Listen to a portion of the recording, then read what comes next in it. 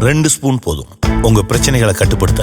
Line date syrup, தினமும் 2 spoon lion date syrup. Lion date syrup. Chennai மாநகராட்சிக்குட்பட்ட ராயபுரம், திருவிக நகர் மண்டலங்களின் தூய்மை பணி தனியாருக்கு வழங்கப்பட்டது. இதை எதிர்த்து கடந்த 1ஆம் தேதி 200க்கும் மேற்பட்ட தூய்மை பணியாளர்கள் சென்னை மாநகராட்சி அலுவலகமான ரிபன் மாளிகை முன்பு போராட்டத்தில் குவிந்தனர்.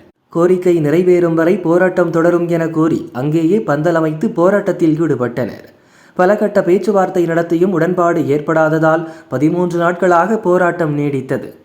திடீரென நேற்று நள்ளிரவில் தூய்மை பணியாளர்களை போலீசார் குண்டுகட்டாக தூக்கி கைது செய்தனர். அப்போது போலீசாருடன் அவர்கள் வாக்குவாதம் செய்து தள்ளுமுள்ளுவில் ஈடுபட்டதால் பரபரப்பு ஏற்பட்டது. தூய்மை பணியாளர்களுடன் அவர்களுக்கு ஆதரவாக வந்தவர்களையும் கைது செய்த போலீசார் அடையாறு, கிண்டி, சைதாப்பேட்டை, வேளச்சேரியில் உள்ள சமூக நலக்கூடங்களில் அடைத்தனர். இந்நிலையில் தூய்மை பணியாளர்கள் போராட்டத்திற்கு ஆதரவு தெரிவித்த வழக்கறிஞர்களை கைது செய்ததை எதிர்த்து ஹைகோர்ட்டில் முறையீடு செய்யப்பட்டுள்ளது.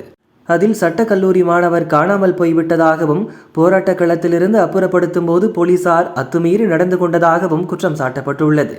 தூய்மை பணியாளர்கள் அனுமதி பெற்று போராட எந்த தடையும் இல்லை என்றும், அனுமதியோடு போராட்டம் நடந்து போலீசார் தடுத்தால் தலையிடுவோம் என்றும் தலைமை நீதிபதி அமர்வு தெரிவித்தது. மனு தாக்கல் செய்யப்படாத நிலையில் எந்த உத்தரவும் பிறப்பிக்க முடியாது. முறையீடு குறித்து மனுவாக தாக்கல் செய்தால் விசாரிக்கப்படும் என நீதிபதி MS ரமேஷ் தலைமையிலான அமர்வு ஒப்புதல் அளித்துள்ளது. தூய்மை பணியாளர்கள் போராட்டத்துக்கு மாற்று இடம் ஒதுக்க கோரியும் தலைமை நீதிபதி அமர்வில் முறையீடு செய்யப்பட்டுள்ளது.